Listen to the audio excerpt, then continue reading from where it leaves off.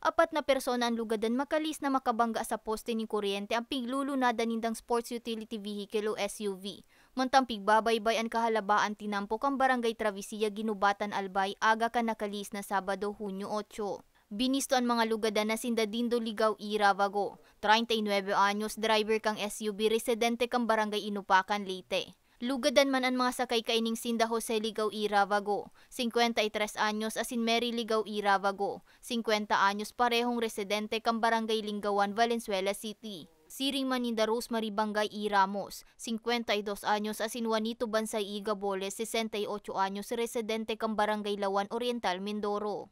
Sa inisyal na impormasyon, gikan Valenzuela City, pasiring kuta sa Leyte ang mga biktima alagad posible subuot na nangiturog sa biyahe ang driver kang imbeltong bihikulo na nauli sa saindang pagkakadiskwido.